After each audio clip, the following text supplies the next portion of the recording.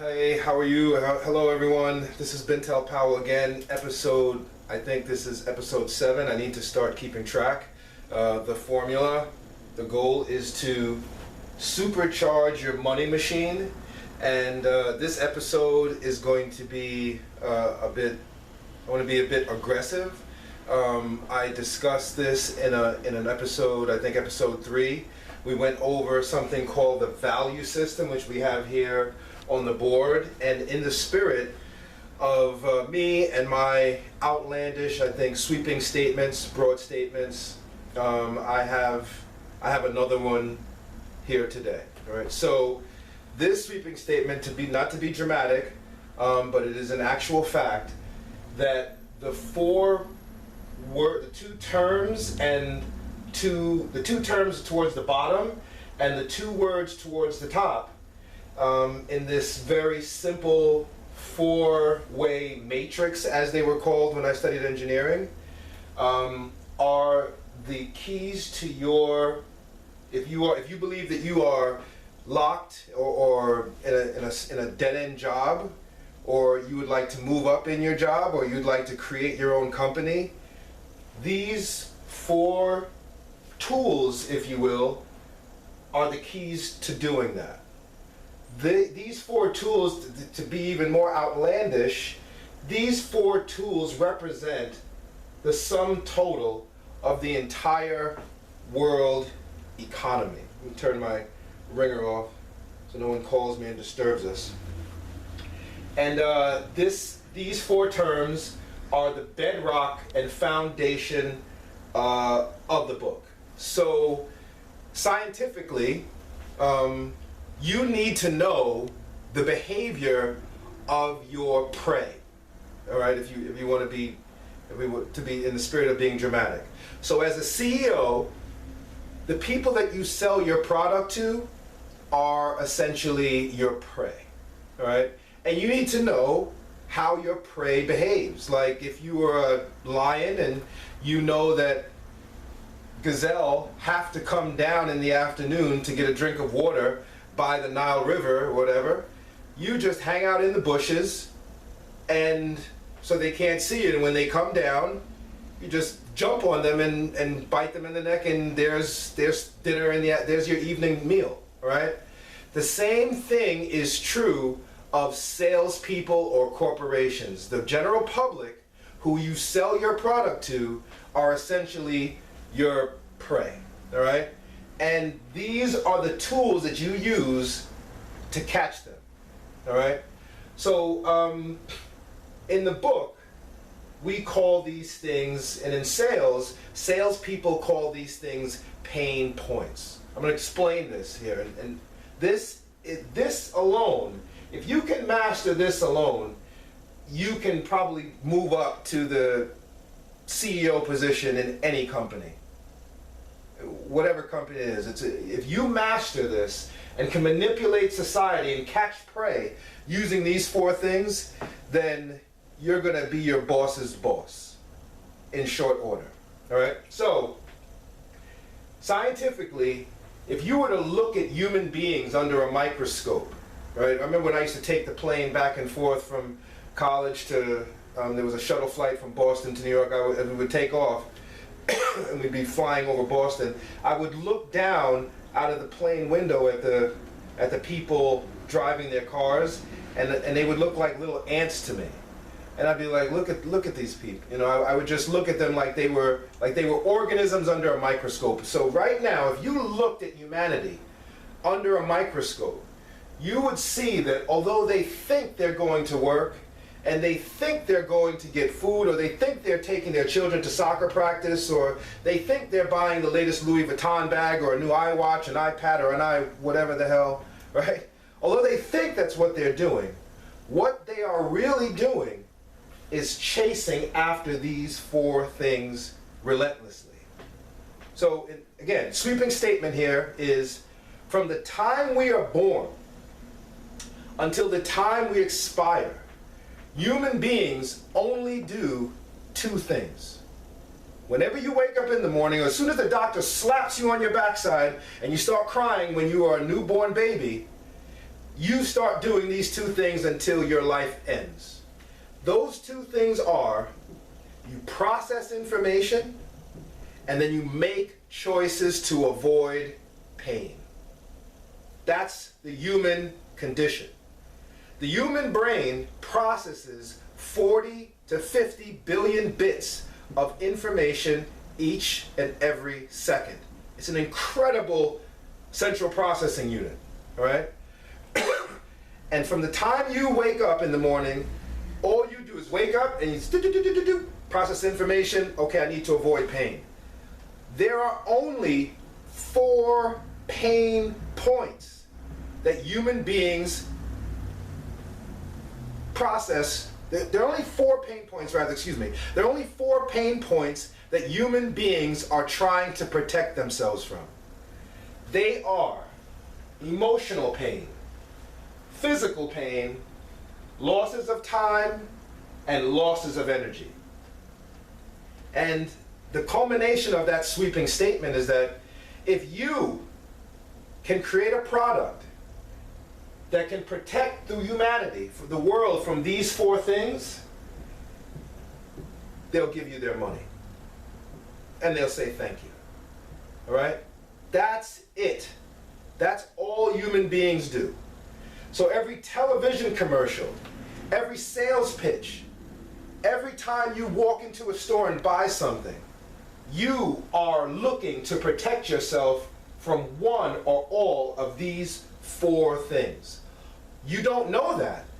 The salespeople know it. The engineer that created the thing that you're buying it know it. You don't know that. Okay? So when human beings wake up and start processing information and looking for products instantly to protect themselves from pain, if you want to be successful and wealthy, when they make those choices, they have to make a choice to buy a product that you own, that you've created, that you've conceptualized. And if you do that, you will be a very wealthy person. You are essentially an aspirin. You're an aspirin. You're here to relieve pain for the world.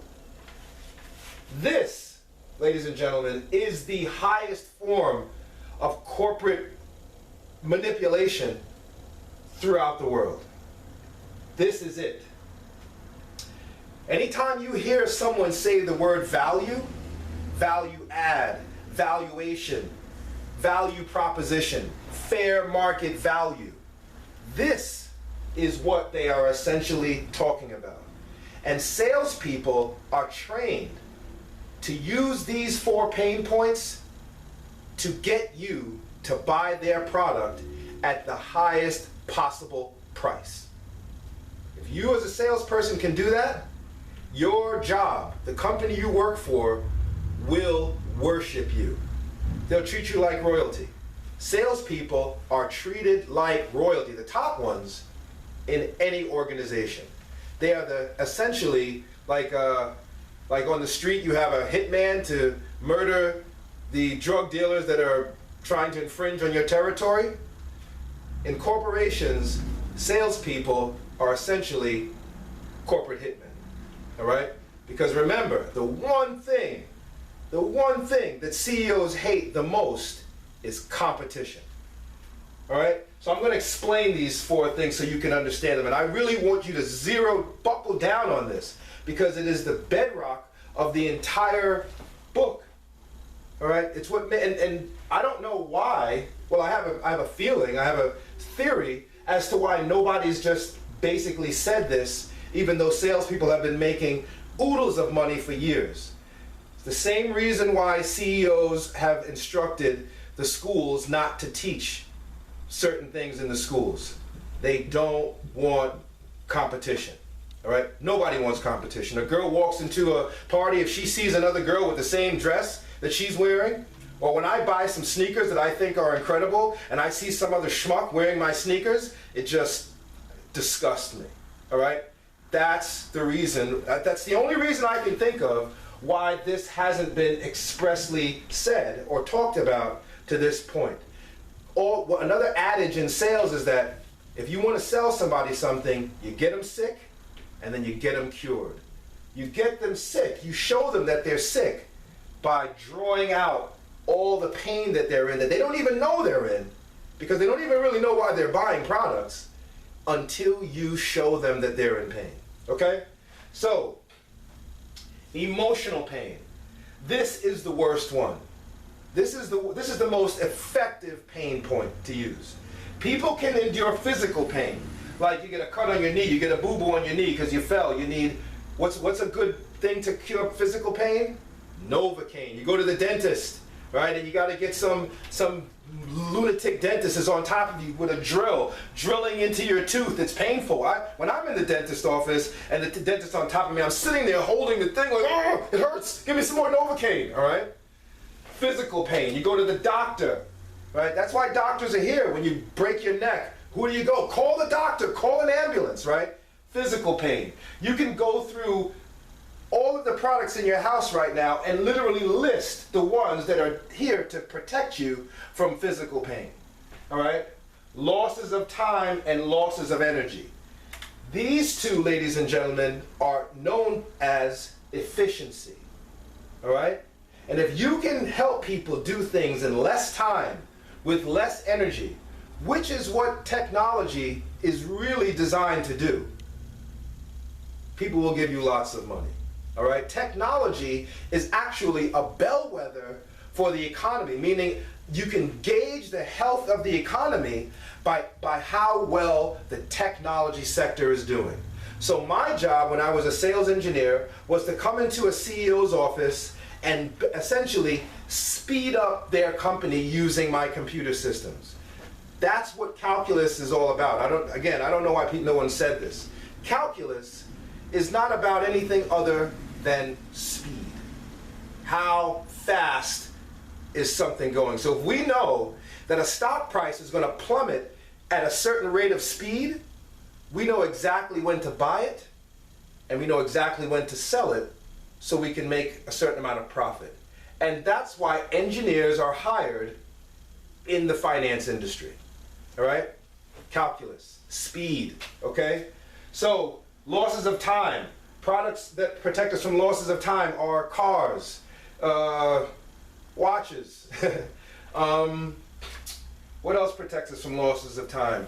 The internet.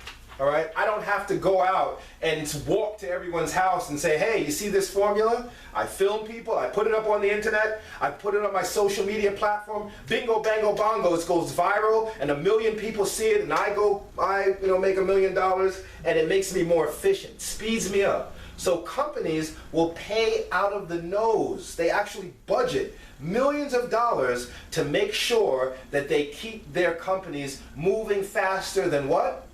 What? The C word? Who do they really want to make sure they're ahead of? The competition. All right? Because if they can, remember we said, companies are built of two parts. If they can create the product and sell it faster than the competition, then they're not going to go out of business. Okay? So losses of time and losses of energy. Some products actually cure more than one pain point. All right? So hypothetically, if you fall down, good example. If you're in front of your computer and you're trying to download a file and you're sitting there, ding dong, right? Losses of time. Maybe not losses of energy, but it's definitely making you emotional. You're getting angry. Jesus Christ, I need a higher speed internet connection. All right? I don't need a DSL line. I need a T1 line. I need a DS3 line.